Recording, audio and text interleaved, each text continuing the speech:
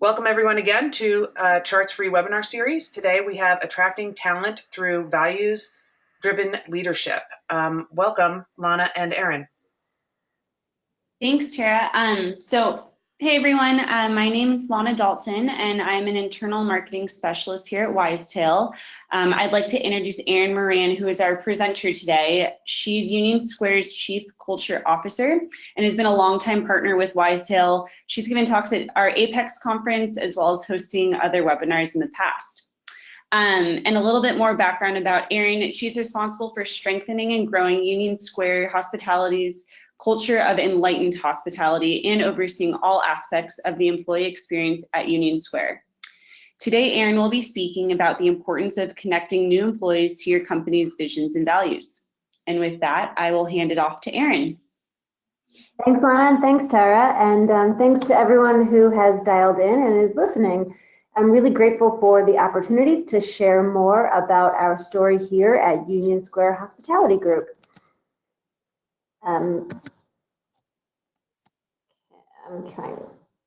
Okay, so moving on to the next slide there. Regardless of the industry that you're in, but most of us are in the hospitality industry here, the most important thing, the defining characteristic for our organizations is the talent that we're able to attract and retain. That talent is what offers a very different experience for our guests, for our customers, for our consumers. And the talent are the people that are able to tap into to unlock their own inner potential and give above and beyond that proverbial discretionary effort that you will. And so we are all in a war for attracting and retaining the top talent as a key differentiator in all of our different business models.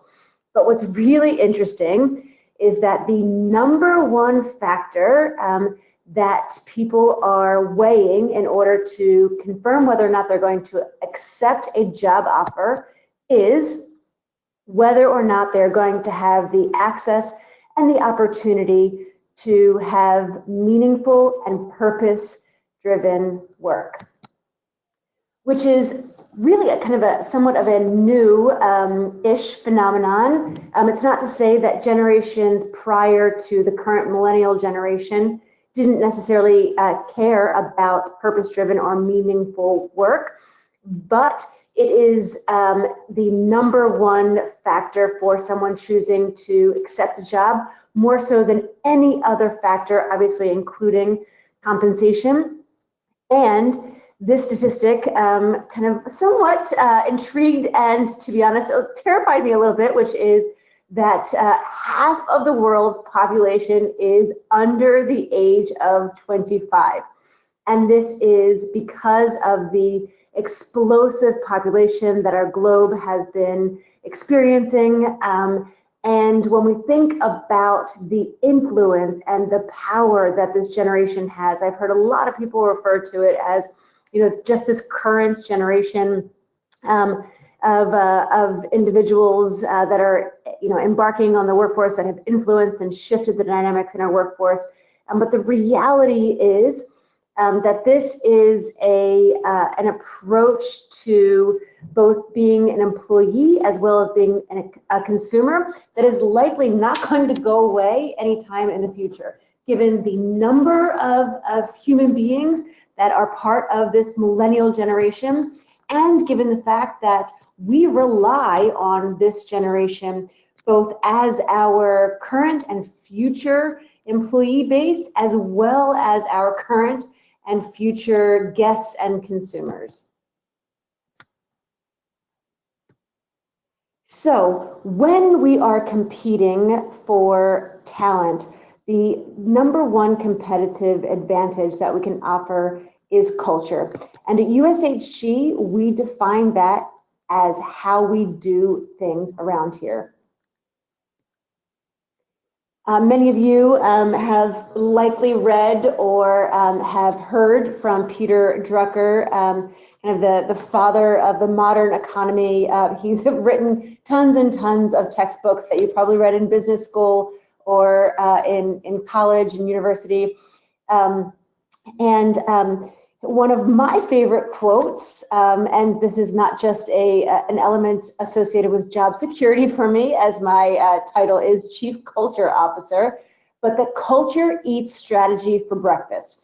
And one of the most compelling reasons for me why I find this quote to be so meaningful is that if you have read anything about Peter Drucker, the amount of emphasis that he places on the need and importance for a solid, thoughtful, strategic plan is really overwhelming and very voluminous, considering how many publications he wrote on the need for a solid strategic plan. And the fact that he says that culture eats strategy for breakfast just speaks volumes of the fact that you can have the most thoughtful, intentional, strategic plan, but if you have not aligned the behaviors and the actions and interactions of the human beings that work for you in an organization to execute on that strategy, it really doesn't matter very much. So the competitive advantage to win the war for talent and the competitive advantage to be able to successfully deliver on the business strategy, the business plan, is culture. And yet it is pretty amorphous. So I'm not sure how many of you out there have read Setting the Table.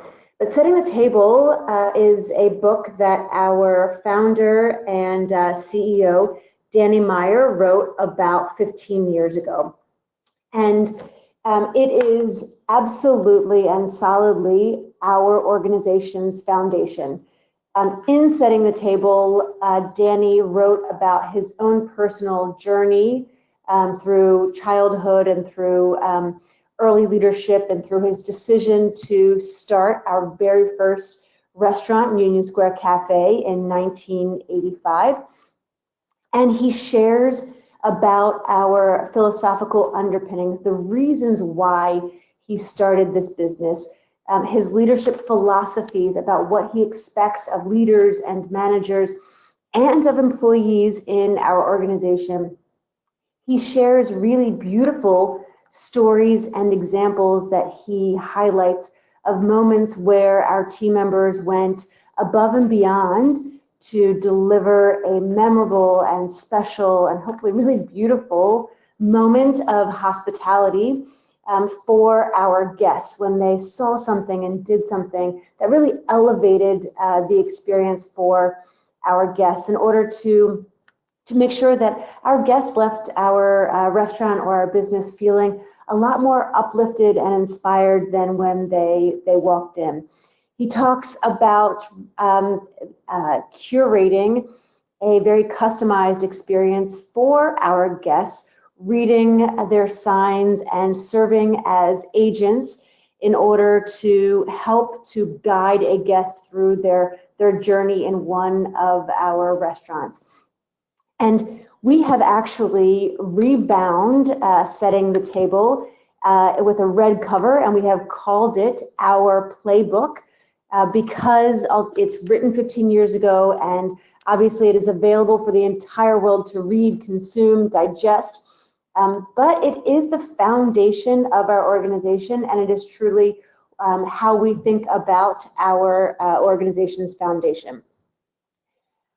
What you're looking at the next slide is that obviously in 1985, with the launch of Union Square Cafe, Danny had a very specific vision about what he wanted to do and what he wanted to achieve and how he wanted to go about achieving his goals at Union Square Cafe. And in 1995, we had our second restaurant, which was Gramercy Tavern. And from there, Danny started to experience the challenge of being one leader in two locations.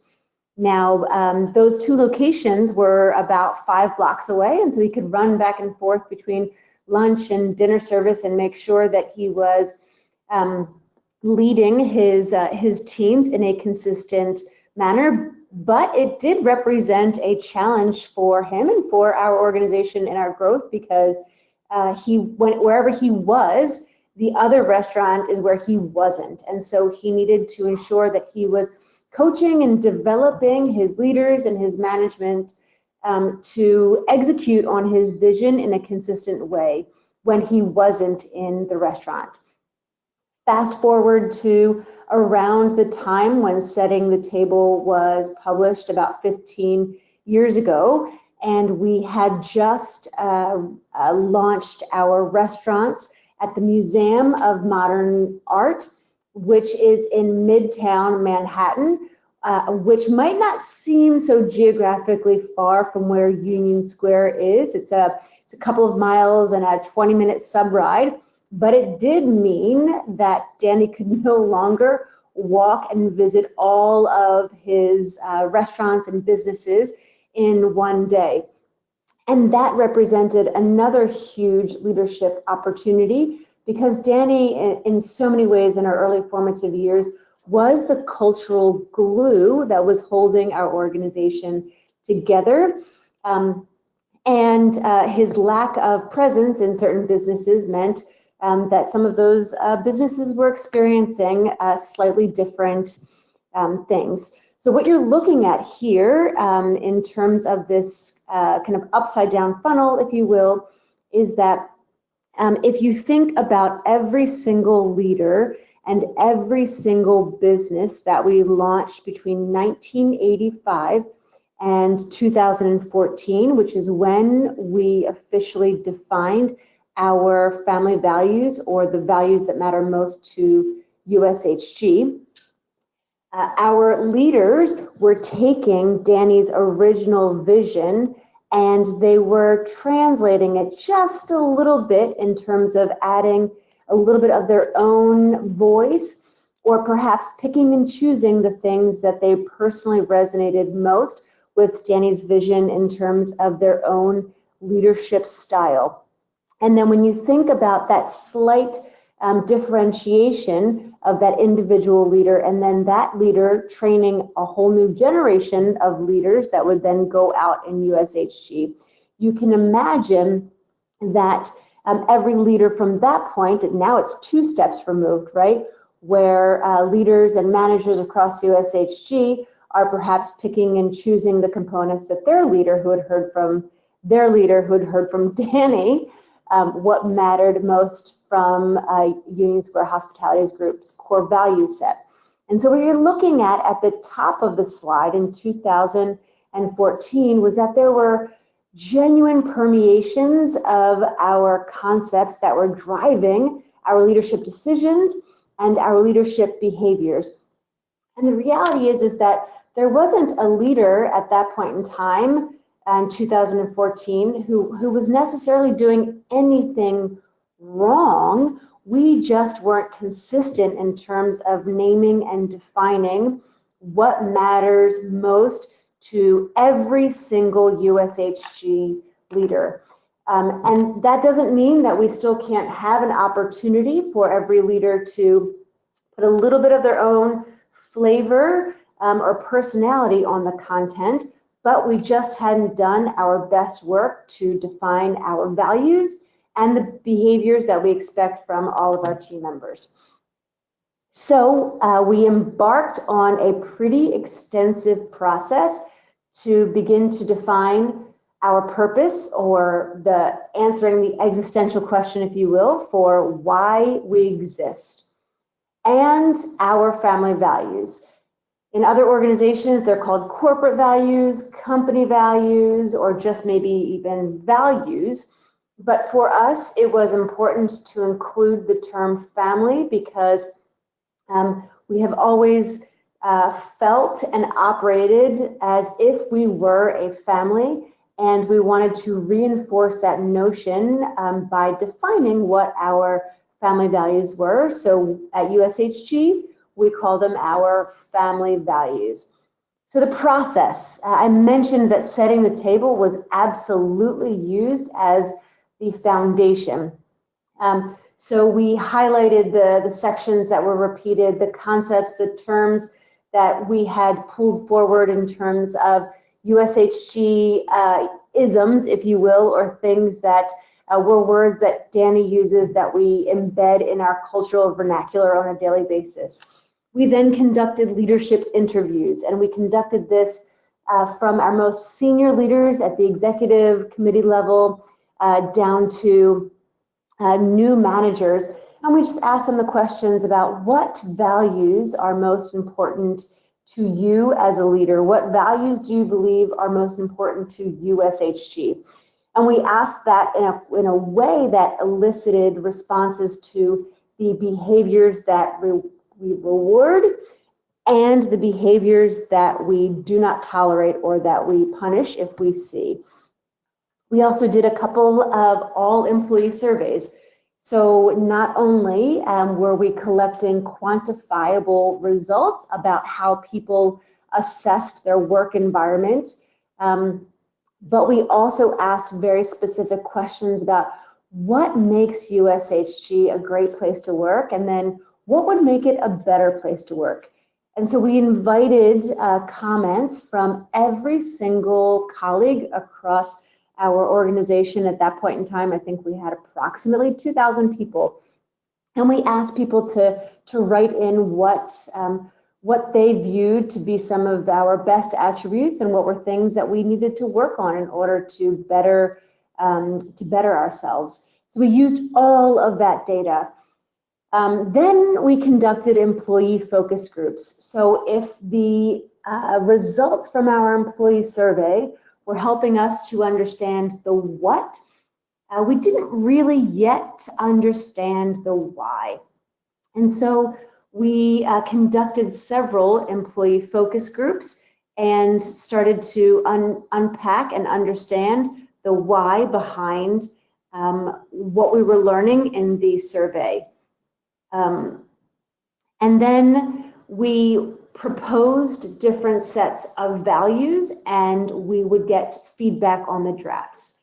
Now, that process from beginning to end was approximately 24 months.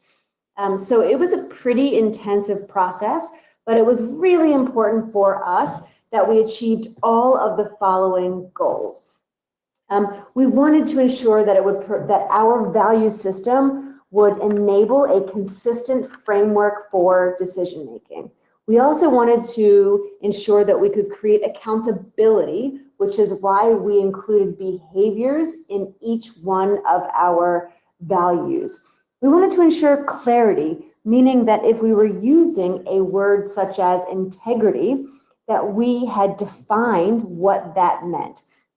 We wanted to eliminate some redundancies. We had some words that we were using that meant different things, and we had different systems that we would hold people accountable to and different behaviors, and we wanted to eliminate all of that and to create clarity and to have it be simple and easy to understand. We also wanted our value system to be durable, meaning that it wouldn't be something that we would evaluate every 2 years like we do our strategic plan, but that for the foreseeable future, we couldn't envision a world where we would say, nope, this no longer matters to us. So the reason why it took us 24 months was to ensure that all of these goals were achieved through this process, and we wanted to make sure that it didn't feel like we were manufacturing a cultural set of behaviors or norms coming from the top or from our corporate office, but rather that there was a groundswell or a really organic and intentional and inclusive process that ensured that our team members, once we defined what our values were, that they said, yes, finally you have put language to how we have been operating. So we started with our purpose, or as I mentioned earlier, the existential question, why we exist. And we grappled with this for quite some time. And ultimately, we landed in the place to confirm that USHG exists for the sole purpose of enriching lives through the power of enlightened hospitality. For those of you that have read Setting the Table, Danny defines our philosophy of enlightened hospitality. I'll walk you through what it is. And you can see a visual on the screen here.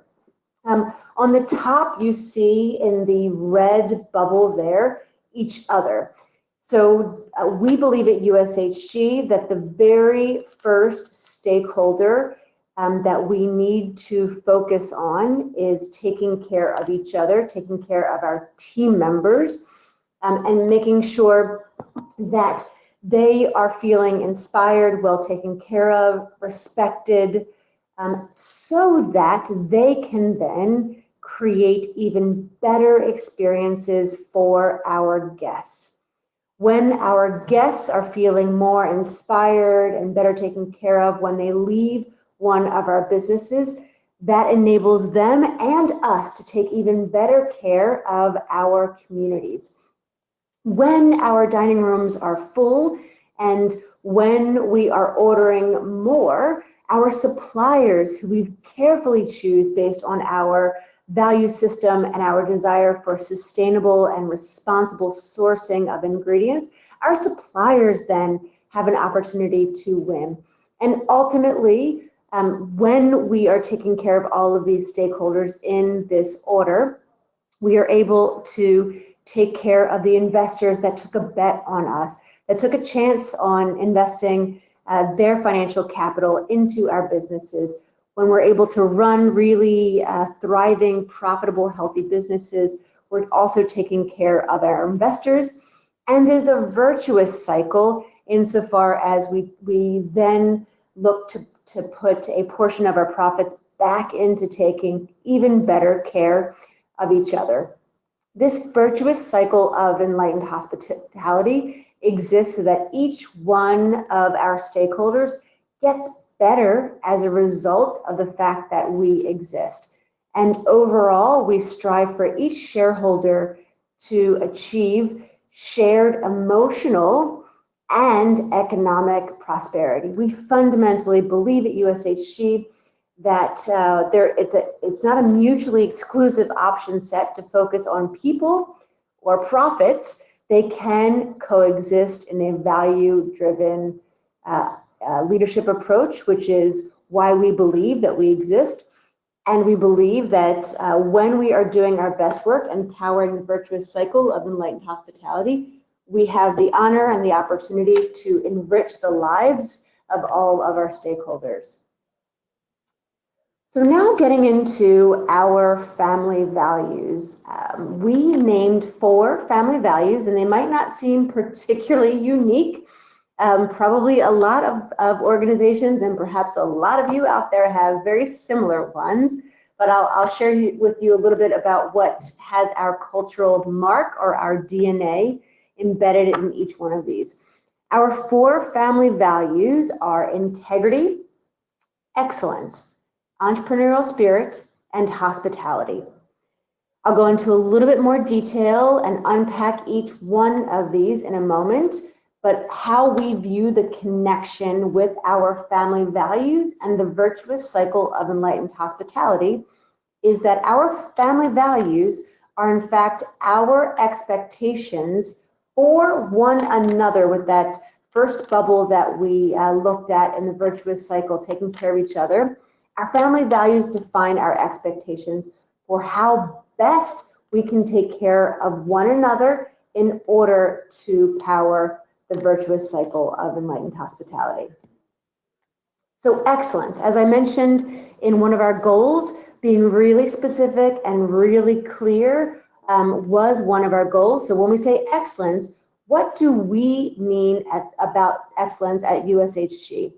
Our definition of excellence: doing what needs to be done as well as it can possibly be done. That's our definition of excellence. How do you deliver on that? We have 3 behavioral expectations that we include under our definition of excellence.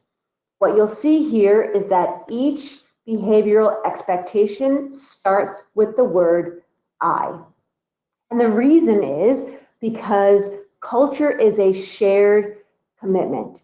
Culture is the culmination of the actions, interactions that everyone has with one another on a daily basis. When someone joins our team, they are no longer a bystander watching our culture happen.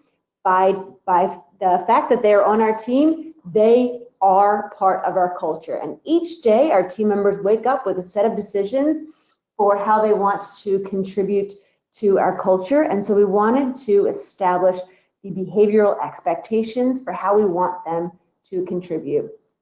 So every single one of our behavioral expectations starts with the word I.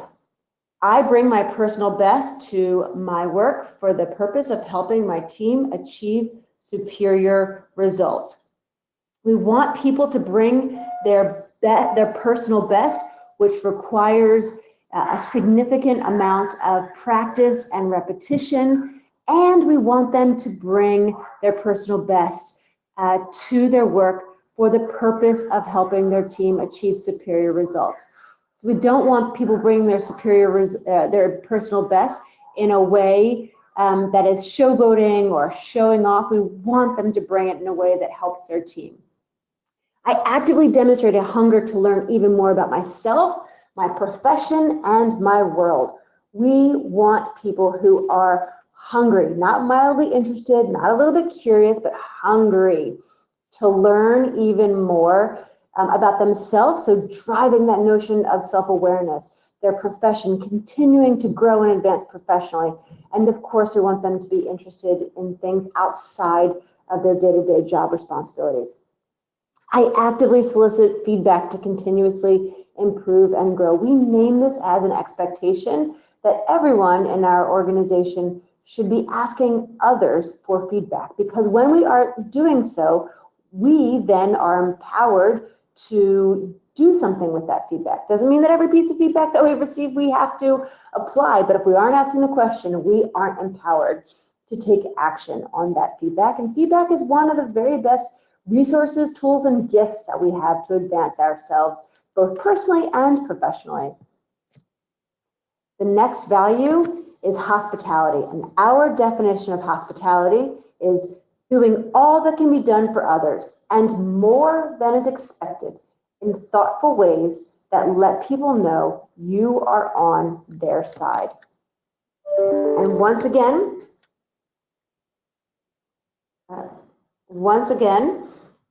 we have 3 behavioral expectations for hospitality.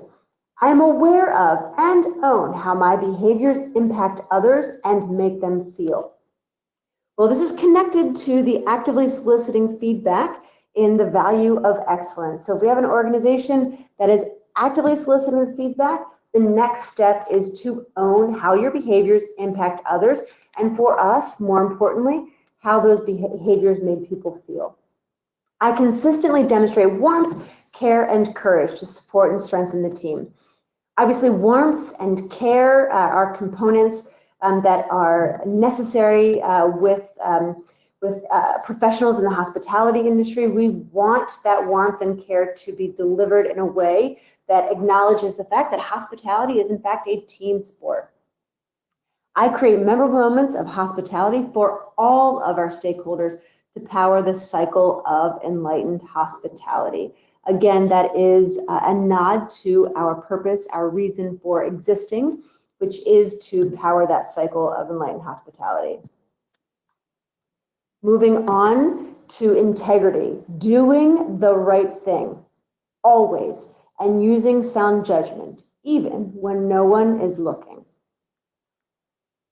Again, we have 3 behavioral expectations. I use my best judgment to do what is fair and right, even when it may not be in my immediate self-interest. So what we're saying to our team members is don't do the right thing and expect an attaboy, attagirl, and we also expect you to do it even when it may not be in your immediate self-interest. I courageously provide honest feedback to my colleagues to hold them accountable to our standards of excellence and their own growth and development. Again, in the value of excellence, when we were asking everyone to actively solicit the feedback, the person on the receiving end of that solicitation of feedback has the responsibility to honestly and courageously provide that feedback, to hold everyone accountable to our standards of excellence, and also recognizing that that feedback is an investment in their growth and development.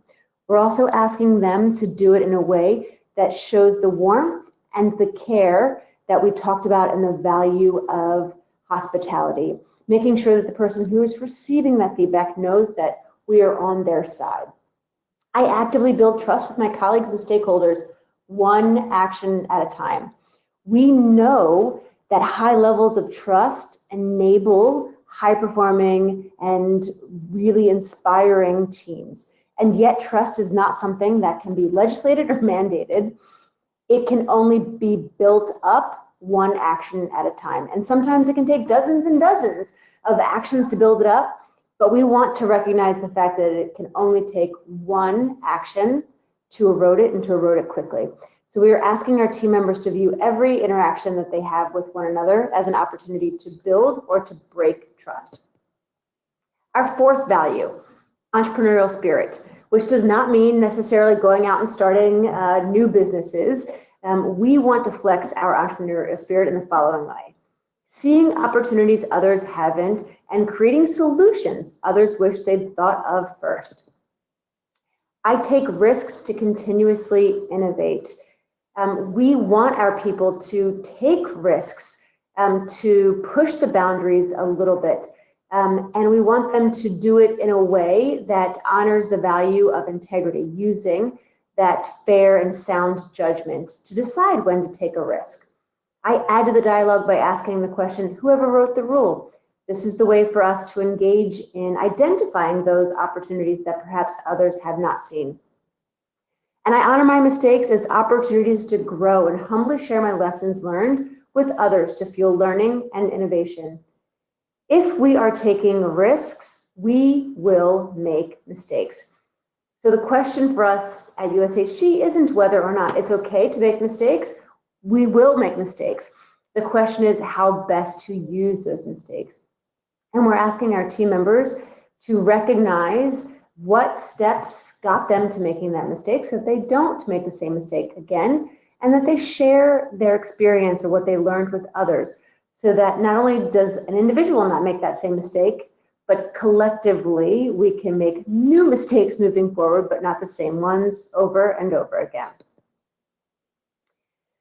So how do we integrate our values into our employee life cycle?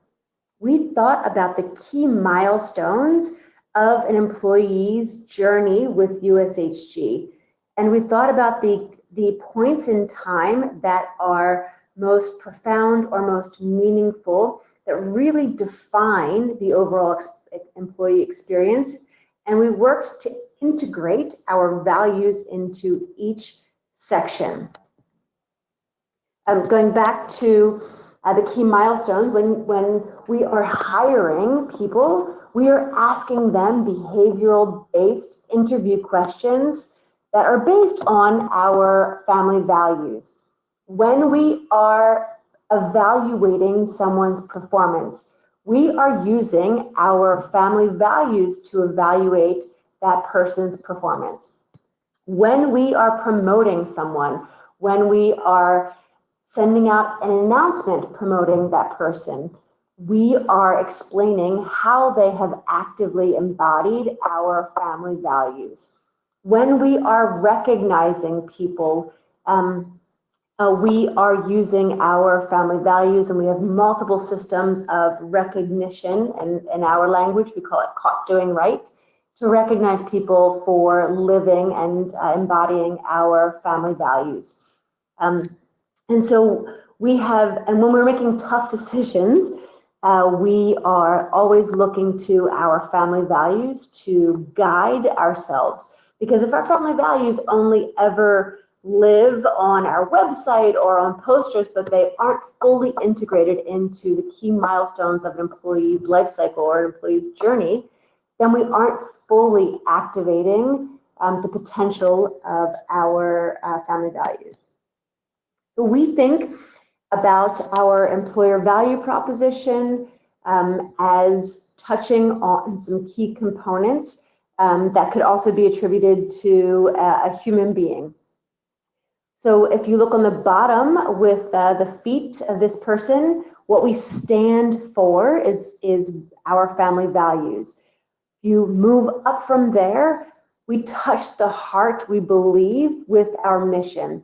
So when we think about the heart and what we stand for, and we link that all the way back to a reason why someone would choose one offer over another, that meaningful and purpose-driven work, this is our attempt to try to describe what we offer at USHG as being distinctive. If you look to the right, you see the wallet connection and the competitive and transparent compensation that we offer. Obviously, we recognize that compensation needs to be fair, needs to be equitable, and we do not believe that we can, nor should we be winning the war for talent simply based on compensation. We also want to offer the opportunity for a head connection or professional development, growth opportunities, training opportunities that we offer. And then you see the circle around this person, which is our overall benefits program, which takes advantage of obviously the physical, but also the emotional, psychological components that we offer as part of our comprehensive benefits program. So there are kind of two pieces of our employee life cycle, what we describe as being transactional functions, right? The things that we have to get done in order to exist as a company. They're traditional human resources functions, if you will. Those are on the left-hand side.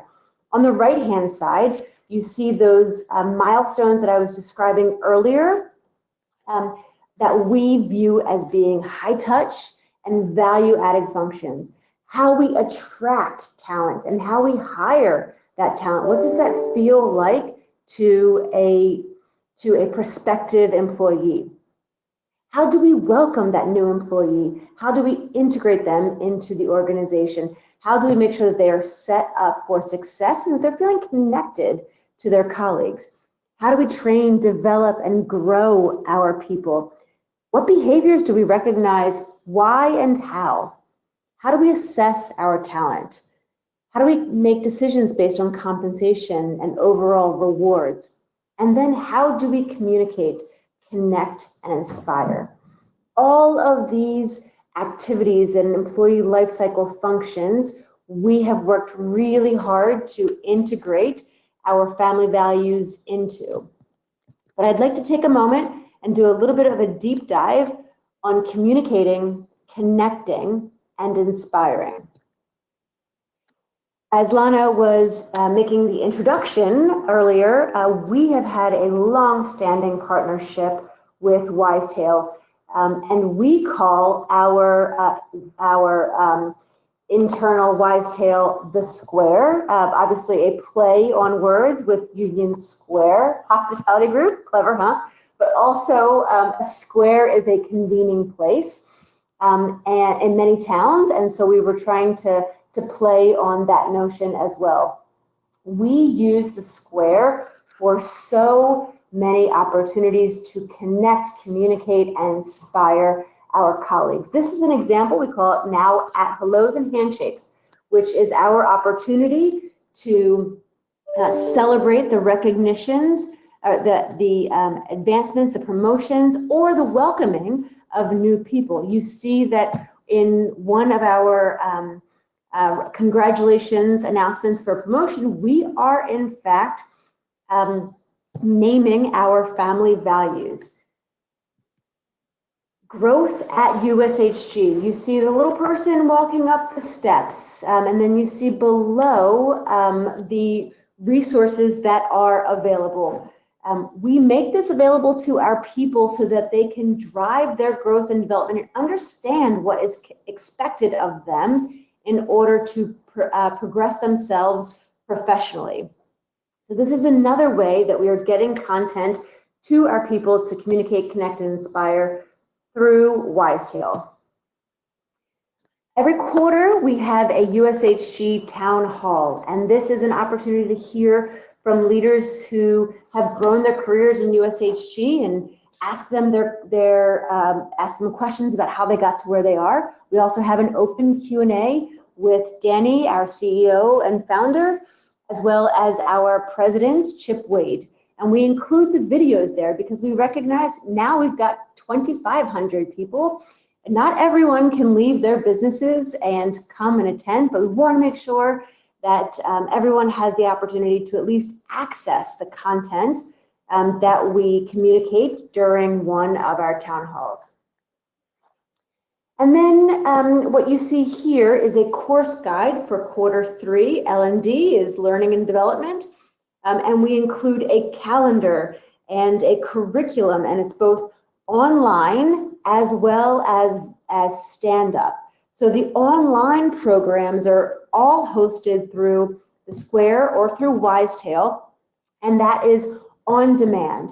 And our learning and development team is uber focused on what we have been calling craveable content, or we've also been aspiring to binge learning, or snackable content, which is taking programs that used to be perhaps 2 to 3 hours of stand-up training and getting them down into between 2 and 5 minute videos, and then checklists, learning outcomes checklists or quizzes afterwards to assess the on-demand consumption of content. And all of this is in addition to our stand-up training, because we haven't completely sunset our classroom training, but this is to supplement it. This is to build some foundational skills in addition to, as well as in advance of attending some of our programs.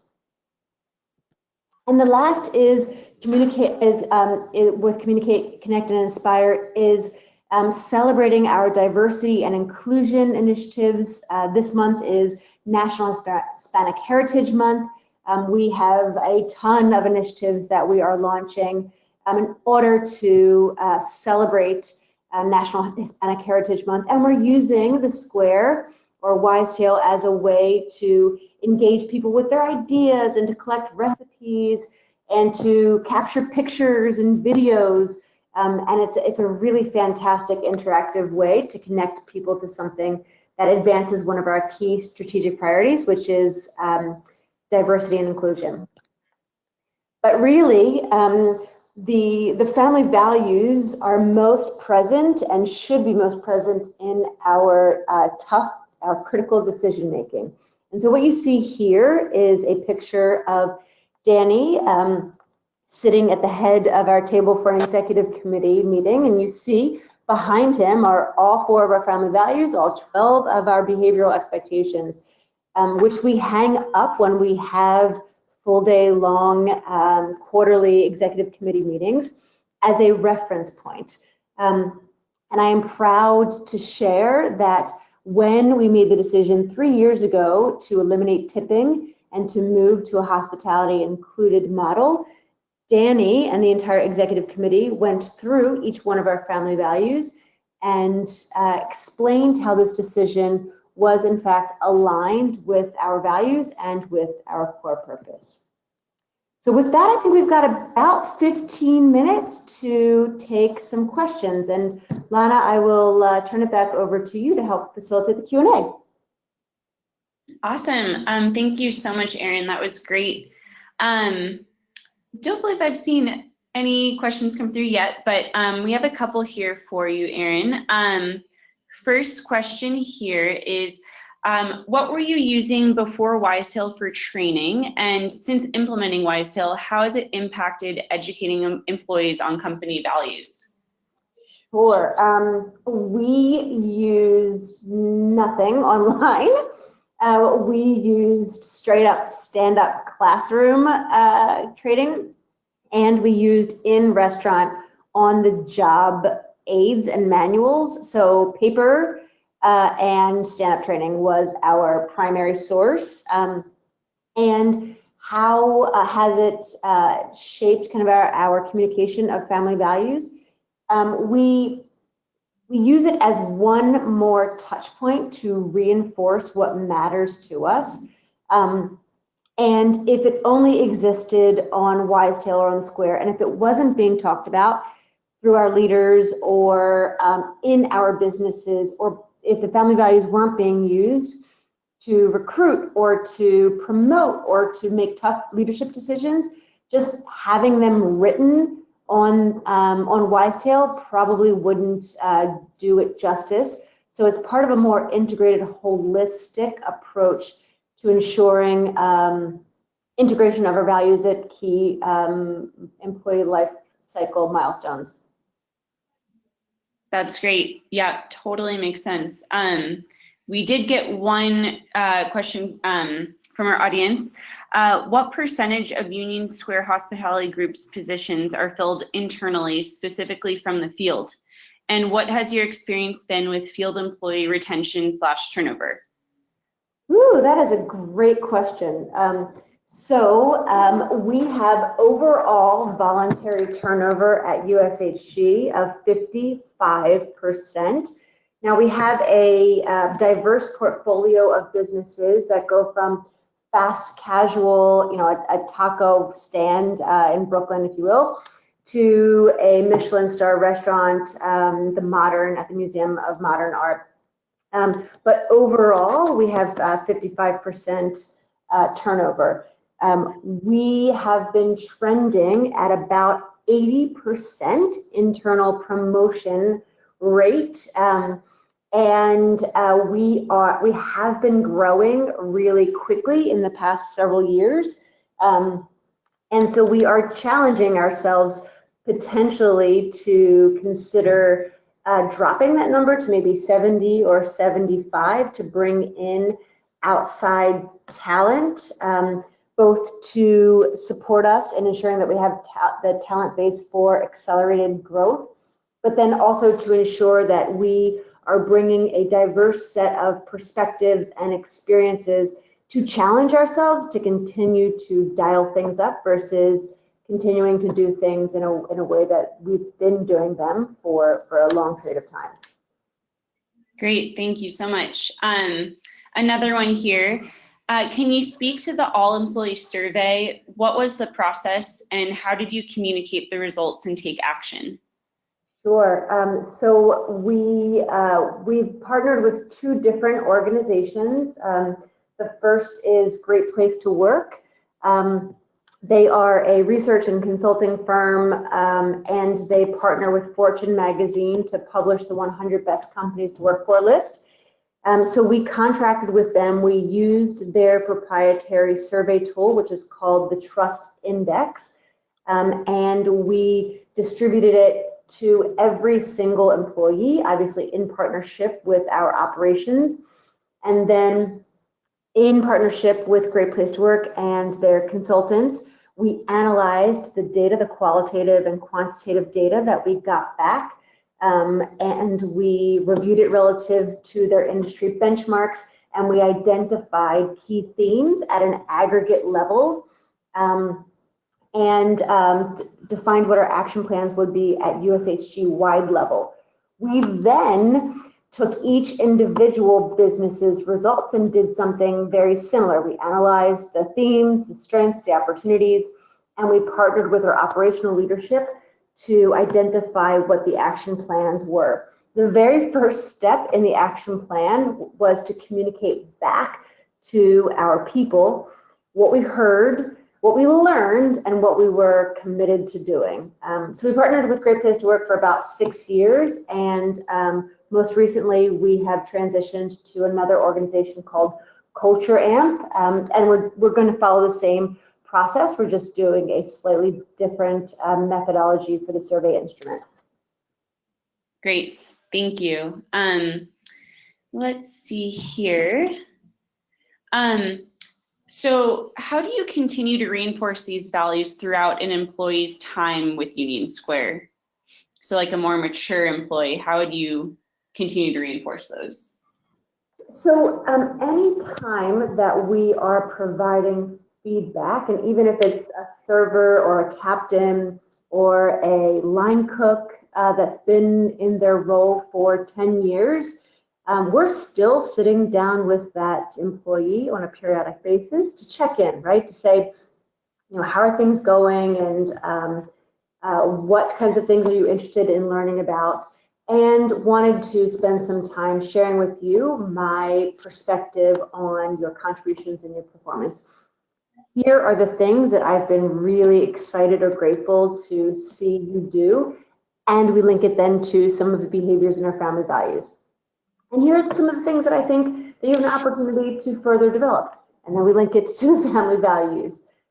So in those conversations, because the family, specifically the behavioral expectations, are so explicit, you can link almost every single piece of feedback that you have to offer anyone back to one of our family values. And so that's really the stickiness factor.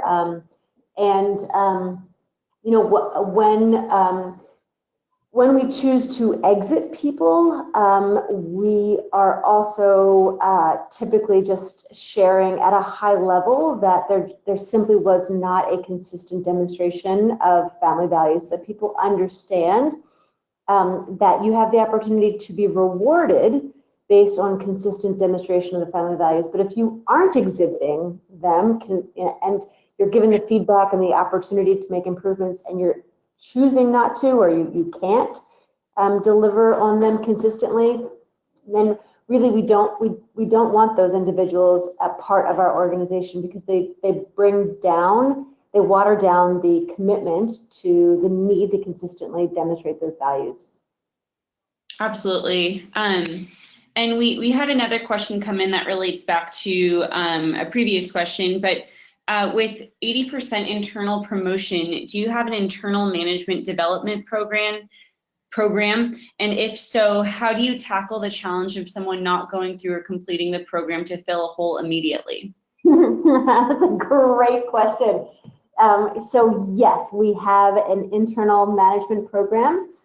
It's called New Manager Training, and it is a 90-day lockstep program that we have built on Wisetail. Lockstep meaning you can't access the next module until you complete the first one. And there are quizzes that we ask. And so we partnered with our operational leaders to define what those 90 days should look like. And by week 5 is when we, in theory, are letting someone become quote unquote live as a manager. Does that happen perfectly all the time? No. However, in Wisetail, we have the opportunity to track, to look and see if an individual manager has progressed through their training. And if they've stopped at week 2, we reach out to that manager, we reach out to the executive chef or the general manager, and we copy them and say, hey, is there any additional support that you need? Notice you haven't completed it.